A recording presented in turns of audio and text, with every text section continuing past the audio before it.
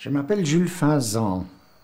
Et vous êtes né où et quand? Alors, je suis né à Varsovie le 18 mai 1922.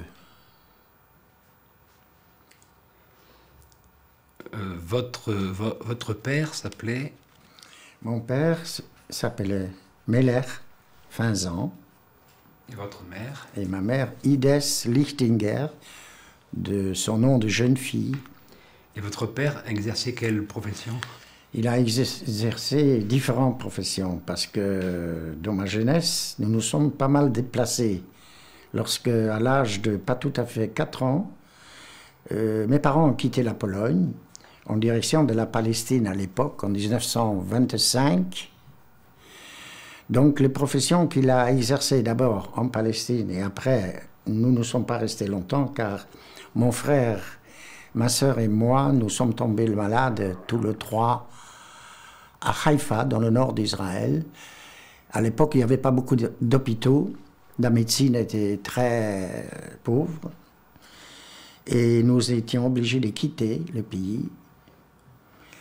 Donc, ne voulions pas retourner en Pologne, puisqu'il a quitté à cause de l'antisémitisme. Nous sommes partis en Belgique. C'est là que j'ai grandi. Alors mon père, qui était tailleur, en fait, au départ, en Belgique, il était obligé de changer de métier. Et là, il a commencé à faire des marchés à Anvers et dans les environs. Et donc, juste avant la guerre, vous habitiez Anvers, vous habitiez la Belgique. Oui, c'est d'ailleurs, moi j'ai grandi, j'ai fait mes études là-bas, l'école professionnelle. Et lorsque la guerre a éclaté en 1940, la Belgique a été envahie par les Allemands, nous sommes venus nous réfugier en France. Vous avez franchi la frontière, nous sommes venus comme réfugiés. D'accord, vous êtes venus comme réfugiés et vous êtes arrêtés à quel endroit? C'est-à-dire, à cette époque, l'époque de l'Exode, les trains qui venaient de Belgique, tous les trains transportaient des réfugiés qui venaient vers la France. Beaucoup de Belges, à part les Juifs, beaucoup de jeunes Belges quittaient pour ne pas être enrôlés dans l'armée allemande.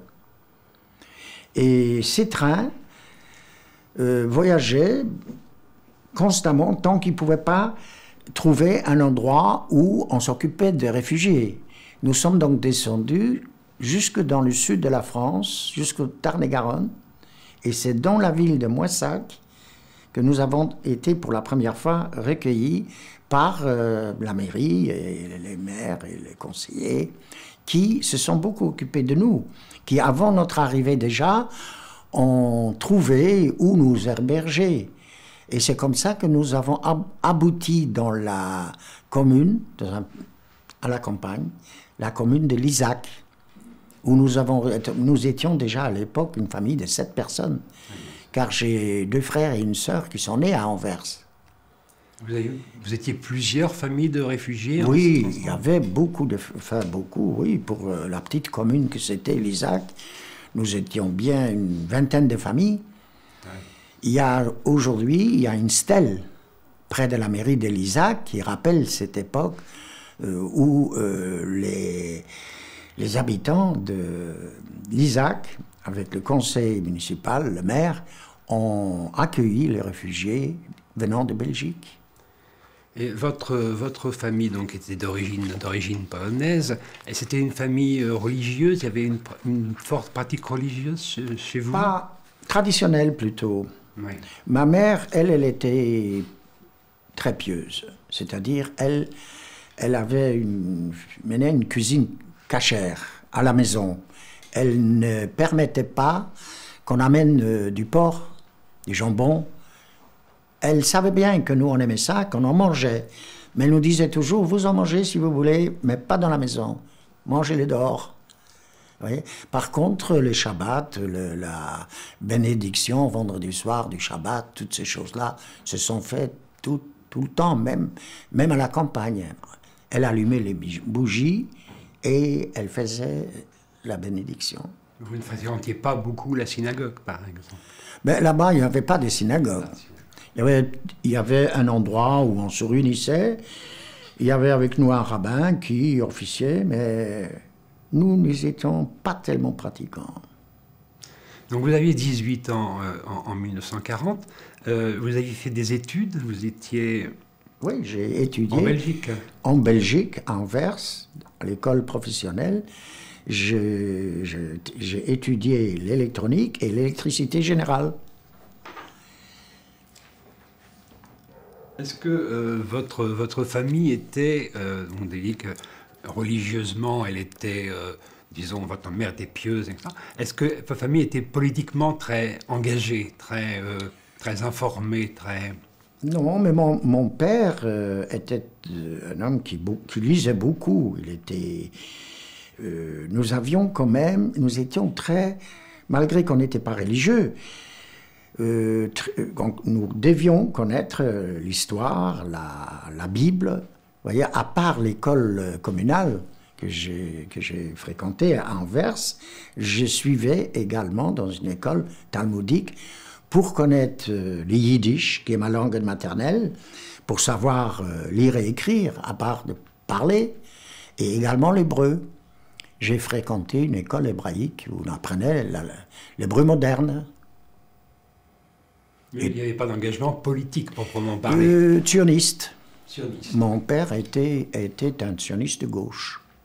Sioniste de gauche. Oui. Très engagé. Enfin... Ben oui, du fait que déjà il était un chaloutz. Vous savez, il a grandi, mon père. J'ai les photos de l'époque d'avant-guerre, bien avant-guerre, quand il était jeune, où il était habillé comme chassid. Vous savez, avec des paillettes et tous les... C'est un vêtement quand même un peu typique. Quand il a grandi, quand il est devenu adulte, il a changé, il a coupé ses paillettes et il est devenu sioniste. Il est devenu chaloutz, c'est-à-dire... il avait des idées pour aller en Palestine. Et effectivement, nous sommes partis. Moi, j'étais très jeune, comme je viens de le raconter, quand nous avons quitté la Pologne pour la Palestine de l'époque. Donc en 1940, vous vous retrouvez à Moissac. Quand est-ce que vous avez senti les premières mesures de discrimination, le statut des Juifs, les discriminations raciales, etc. Est-ce que vous avez senti...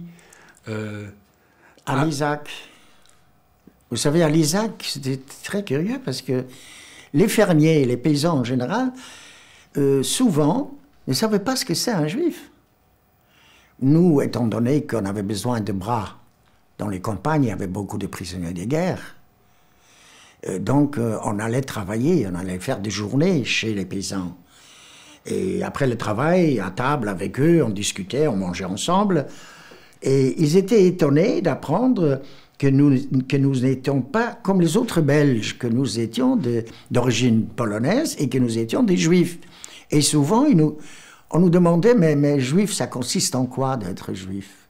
Vous voyez, alors, ils ne pouvaient pas être antisémites, ils ne savaient même pas ce que c'était un Juif. Mais les lois raciales de Vichy... Les lois, dès octobre 1940, à la mairie, il y avait affiché les premiers décrets qui ont été promulgués par le gouvernement de Vichy, qui consistait à ce que les Juifs devaient se présenter à la mairie et se faire recenser. Mon père, le jour même où ça a été affiché, le premier jour, il s'est présenté à la mairie et il nous a recensés tous les 7, nos parents et tous les enfants. Pour lui, il n'était pas question de ne pas le faire. C'était la loi, il a donc... Et c'est suite à ces recensements, à cette inscription à la mairie, quand le 6 mars 1942, 2 gendarmes se sont présentés chez nous, très tôt le matin, et il y avait une liste sur laquelle il y avait mon père, mon frère et moi, nous 3, parce que les autres, c'était des petits-enfants encore. Ils nous ont arrêtés et ils nous ont emmenés près de Caussade, dans un camp de travail dans la commune de Sept-Fonds, où il n'y avait que des Juifs qui étaient internés. Nous étions internés, vous savez, c'était un camp rien de comparable avec le camp que nous avons connu après, que j'ai connu en Allemagne. car on avait même parfois de permission de partir avec notre vélo, vous voyez. Seulement, c'était quand même un camp dans lequel le travail que nous faisions rimait à rien. On nous faisait déplacer des choses d'un endroit à l'autre pour nous occuper. Alors qu'on nous a arrachés de l'Isaac, là où on faisait un travail utile chez les paysans. Là, pardon, là, à Sept-Fonds, nous sommes restés 6 mois internés jusqu'à fin août. Et en fin août, le camp a changé. Les gendarmes étaient remplacés par des gardes mobiles. Et je me suis trouvé sur la première liste pour être emmené, je ne savais pas à l'époque où, on m'a emmené vers le nord, et dans la région parisienne. J'étais interné à Drancy. Vous avez pris, on vous a mis dans un train, comment ça s'est passé? Oui, dans un train à Bestiaux. C'était un voyage qui, je me rappelle, a duré même assez longtemps. Parce que pour monter du Midi vers Paris, normalement, ça a duré 3 jours, je me rappelle, dans des wagons à Bestiaux. Toujours pas comparable à ce voyage qu'on allait faire après. Mais enfin, c'était pénible comme voyage. Cette arrestation, vous ne vous y attendez pas du tout? Absolument pas. Absolument. C'était une surprise. Pas cherché, ni à vous cacher, ni à quoi que ce soit. Ben non. Si on avait su, bien sûr, qu'on serait caché, on n'avait pas besoin de faire d'efforts pour se cacher.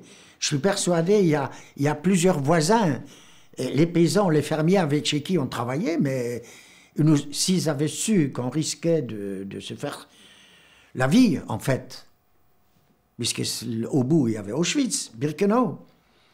Je crois même, je peux vous dire que je crois même que les gendarmes qui sont venus nous chercher, c'était des gendarmes, des fils des paysans.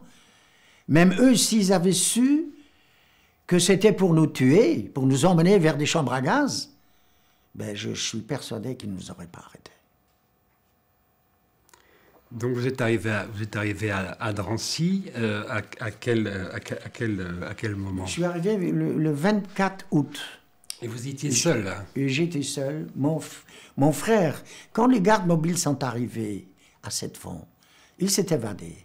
Et à ce moment-là, on a senti qu'il y a quelque chose de pas très agréable pour nous qui se prépare. Donc lui, il s'est évadé. Il a été recherché par la gendarmerie. Il a quitté cette région.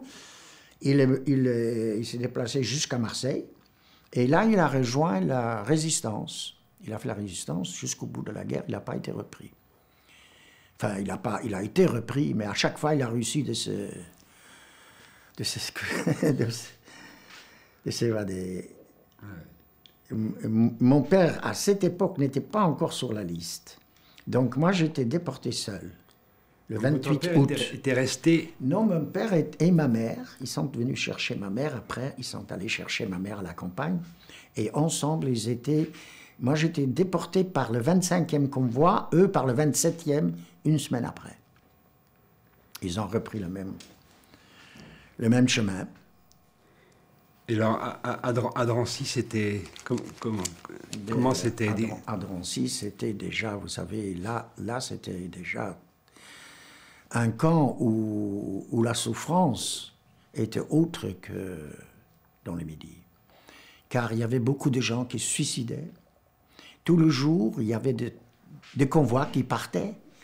Et lorsque les listes de noms qui étaient lues pour ceux qui devaient partir, pour qu'ils se préparent, il y avait des femmes, surtout des femmes, qui montaient en haut, vous savez, c'était assez haut, 4 étages qui valaient bien 5 parce que c'était haut des plafonds. Il y a des femmes qui se sont jetées. Du fait, ils ne savaient pas où on allait. Personne ne savait ce qui nous attend. On s'imaginait que c'était grave. Mais tout ce qu'on s'était imaginé, c'était encore pire. Car tous ces transports partaient, la plupart, vers des chambres à gaz. Et ça, on ne se doutait absolument pas. Et personne, parmi ceux qui vous gardaient, etc., ne savait quoi que ce soit? Il y en a peut-être qui savaient, qui ne le disaient pas. Et lorsque quelqu'un disait, parce que, vous savez, la radio, à l'époque, la radio Londres mettait en garde Nous, on n'a pas écouté, on ne le savait pas. Mais parfois, on a entendu vous savez, des rumeurs. Et parmi ces rumeurs, il y avait aussi qu'il y avait des chambres à gaz, je me rappelle, ça c'était... Et nous, on considérait ça comme de la propagande, que ça ne pouvait pas être vrai. On n'y croyait pas. Donc vous avez quitté Drancy par le convoi... Le 28 août, oui. Par le convoi 25. Et vous êtes arrivé... On a fait un voyage de 3 jours. 3 jours. Ces voyages, c'était, vous savez, je crois que je peux dire que lorsque nous sommes montés dans ces wagons à bestiaux, Auschwitz n'a pas commencé à Auschwitz. Auschwitz a commencé dans les wagons.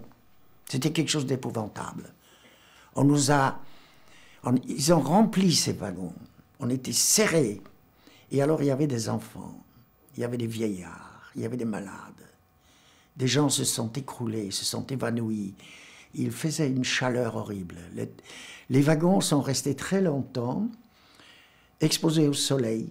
Le mois d'août, c'était une année exceptionnellement, il a fait très très chaud. Tapant sur le toit, à l'intérieur, je peux vous dire, c'était un four. Les enfants pleuraient, appelaient de l'eau. Au départ, il y avait de l'eau, il y avait un seau d'eau. Mais avant que les convois ne démarrent, déjà, le seau d'eau était épuisé. Et il y avait un deuxième seau, par contre, d'urine, qui était plein.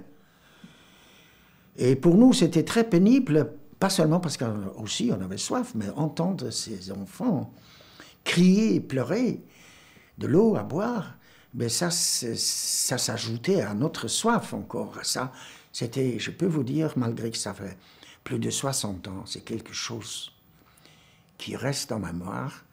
Dans ma mémoire, parfois, quand je me réveille la nuit. Et pendant ces 3 jours, j'ai l'impression de les entendre, ces cris, encore. Et dans le wagon où vous étiez pendant ces 3 jours? C'était horrible. Les gens sont écroulés. Moi, j'avais 20 ans. Je restais debout le plus longtemps possible. Vous savez, une personne allongée prend plus de place que debout. Chaque fois que quelqu'un tombait, on aidait à s'allonger, parce qu'il ne pouvait pas tomber, tellement on était serrés. Mais plus les gens tombaient, plus nous étions serrés. Je peux vous dire que la première fois, au 4e jour, au petit matin, lorsque le convoi s'est arrêté tout doucement, et que les portes coulissantes se sont ouvertes, nous étions tous couchés, tous. Tout le wagon, les uns sur les autres, pêle-mêle, imbibés d'urine et des excréments. Il faisait quand les portes se sont ouvertes et qu'on a senti enfin de l'air. Il y avait une odeur dans ce wagon qui était épouvantable. Et c'est là que j'ai entendu pour la première fois des appels en allemand. Parce qu'à Drancy, je n'ai pas seulement pas entendu l'allemand, la langue allemande. Je n'ai même pas vu un allemand. Tout était géré par la gendarmerie française. J'ai, pour la première fois, entendu appeler par de porte-voix des hommes, on appelait, de 18 à 40 ans, sortez des wagons. La plupart des hommes de cette tranche d'âge ne sont pas sortis parce que la plupart, c'était des familles entières. Les parents n'ont pas voulu quitter les enfants, leurs femmes, et les enfants, les fils, qui avaient 20 ans, comme moi, n'ont pas voulu quitter leurs parents. Moi, j'étais seul, célibataire, mes parents n'étaient pas avec moi, je suis donc sorti du wagon. D'après les statistiques, d'après du papier que je retrouvais après la guerre, je sais que nous étions 71 sur 1000. Il y avait 1000, et notre convoi, le 25e, il y avait exactement 1000. C'était toujours autour de 1000, un peu plus, un peu moins. Mais le nôtre, exactement, il y avait 1000 personnes, enfants tout compris. Et 71 hommes sont sortis des wagons. Et aussitôt, sortis, c'était des cris « Hinsetzen », qui veut dire « assis ». Il fallait s'asseoir immédiatement. Comme je comprends l'allemand, je me suis donc assis. Ceux qui ne comprenaient pas ont reçu immédiatement des coups de gourdin. Mais alors, vous savez, c'est là qu'on a appris, pour la première fois, que lorsqu'un ordre est donné, qu'il faut s'exécuter immédiatement. C'est là qu'on s'est rendu compte que nous sommes dans l'enfer. Immédiatement, il fallait être assis sur ça, on recevait, vous savez, des coups. On pouvait rester estropié sous les coups qu'ils donnaient. Et vous avez été affecté à un travail? Oui, mais là d'abord, ils ont refermé les portes des wagons et le train est parti. Et nous, une fois le train parti, on s'est levé, on nous a fait lever. Il y a un civil avec des SS, c'est là que j'ai vu pour la première fois des SS. Ils sont passés devant chaque personne, chaque déporté, lui demandaient son nom et sa profession. Et le civil, il le marquait sur un registre. Après, ils nous ont divisés par petits groupes et envoyés dans différents camps. Nous ne le savions pas encore à ce moment-là, ce qui est arrivé avec les autres, mais nous l'avons vite appris. Nous l'avons appris par les déportés que nous avons rencontrés, les déportés polonais. Parce que dans le camp, la majorité des détenus, c'était des juifs polonais. Nous étions en Pologne. Et la langue courante dans le camp, c'était le yiddish. Pour moi, c'était une chance, puisque c'était ma langue maternelle, pour ceux qui parlent le yiddish. C'était très important. Les juifs grecs ou hollandais, eux qui ne connaissaient pas le yiddish, ils ont souffert de ce fait de ne pas connaître cette langue. Moi, j'ai eu des camarades hollandais qui sont devenus mes amis, qui se sont approchés de moi pour que je traduise, pour que je leur explique ce qui s'est dit. Vous étiez combien dans ce camp? Le premier camp, on n'était que 300. C'est là, la première fois à l'appel, j'entends en yiddish un déporté. J'entends dire, parler de gaz, que tous les autres sont gazés. Je me dis, qu'est-ce que c'est que cette histoire? Alors, lui, il est venu, il a été sélectionné déjà à Birkenau. Et là-bas, il a appris ce qui est arrivé avec sa famille. Alors, c'est là que j'ai appris que les gens, tous ceux qui étaient dans le convoi a continué et entré dans le camp. Et sous prétexte d'hygiène, ils étaient emmenés vers des douches. Ils en avaient besoin. Ils avaient soif. Ils se sont même précipités parce qu'ils avaient soif. Ils se sont dit, on va boire de l'eau de la douche. Et là, on les a pratiquement... Notre convoi, je le sais maintenant, je l'ai su à la rentrée, j'ai su notre convoi, en fait. 71 hommes ont été sélectionnés, autosélection, en descendant du wagon. Et tous les autres, 929 du 25e convoi, ont tous été gazés. La sélection, le jour même, il n'y a pas eu d'autre sélection. La sélection, c'est ceux qui restaient debout et ceux... Oui. Et voilà. Tous les autres, hommes, femmes, enfants, tous, quelques heures après leurs cendres, ont été éparpillés à Birkenau dans les marais. Et vous avez été affecté... Moi, j'étais affecté dans un camp... Qui s'appelait où c'était un camp qui n'était pas très grand, il n'y avait que quelques baraques. On n'était que 300 d'abord, et on travaillait sur une autoroute, ça s'appelait Sacro, ce camp. Nous sommes restés 1 mois à peu près. Et j'ai travaillé dans une forge avec un Meister, c'est un Allemand qui était contremaître, chef d'équipe, et 2 jeunes Polonais qui chantaient tout le temps des chansons en allemand, parce que c'était en Silésie. Les Polonais en Silésie parlent allemand, parce que c'est pas loin de la frontière. Et en plus, la culture polonaise est très proche de l'allemande. Il y a beaucoup de bilingues. Et aussi, les Allemands ont considéré les Polonais de cette région comme des Volksdeutsche. Et ils les ont rôlés dans l'armée allemande. Et c'est pourquoi ils chantaient des chansons militaires en allemand. Ils avaient un statut un peu privilégié. Absolument. Ils étaient privilégiés par rapport aux autres Polonais. Seulement, ils étaient enrôlés dans l'armée. Ils attendaient ces jeunes qui travaillaient avec moi. Et ils attendaient, ils me le disaient, de partir dans l'Africa Corps. Ils s'attendaient d'être enrôlés et partir en Afrique. Pour eux, c'était un exploit. pouvoir voyager comme ça, loin, en Afrique, vous vous rendez compte, c'était une occasion.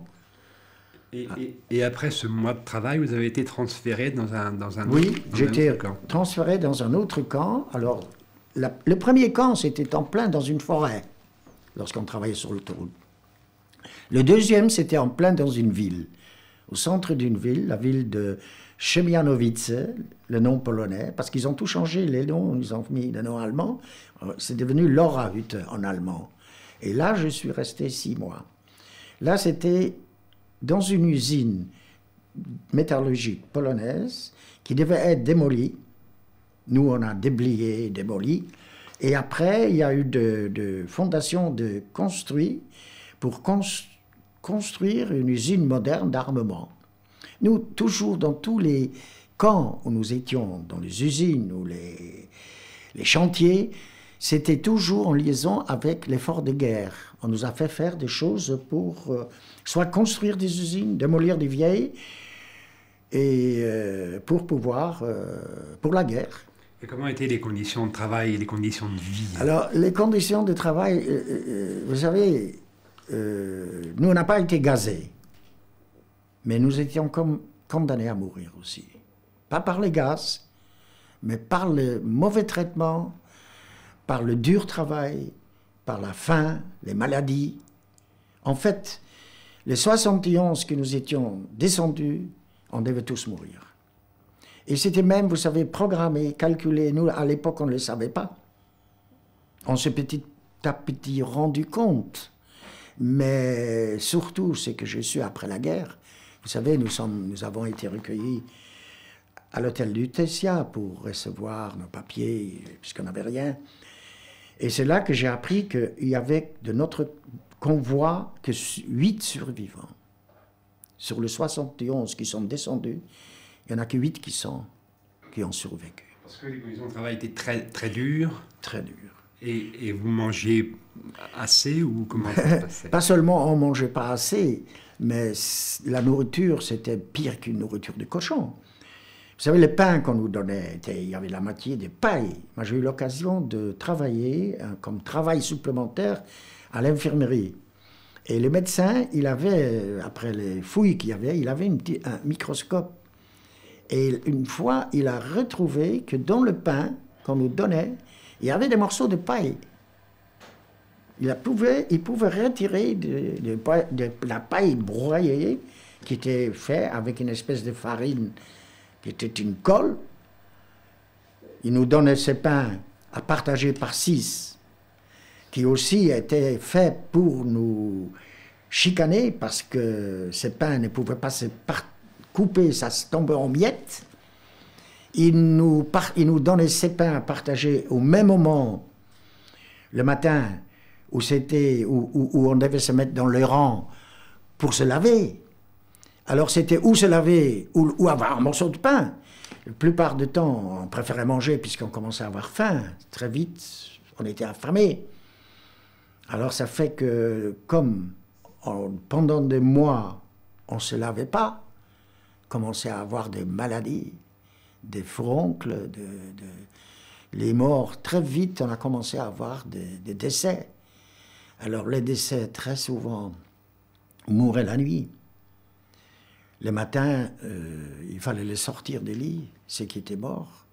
Les personnes âgées, vous savez, les personnes de 40 ans, c'était d'abord, devenaient des vieillards. Moi, étant jeune, j'ai pu, comme volontaire, donner un coup de main à l'infirmerie, sortir les malades. Vous savez, surtout les malades qui allaient à l'infirmerie, qui étaient fatigués, qui n'en pouvaient plus, ben, eux, ils mouraient les premiers. Et comme à l'infirmerie, il était toléré qu'un certain nombre, alors il y en a souvent qui traînaient pour aller au travail le matin, ils n'avaient pas plus de force pour marcher. Le soir, on ramenait leurs cadavres du chantier. Ils mouraient dans la journée. Il y avait la marche 5 par 5 vers le camp, et derrière cette marche suivait un groupe avec des brouettes. Les morts et les blessés, on les ramenait dans des brouettes. Il n'y avait pas d'autre façon de les ramener. Et vous, vous avez été malade? Vous avez... Non, j'ai pas été malade. Je peux dire que quand j'étais libéré par les Américains, j'ai pesé 37 kilos. Mais je n'ai pas jamais été malade, quoique mon poids normal a été de 65.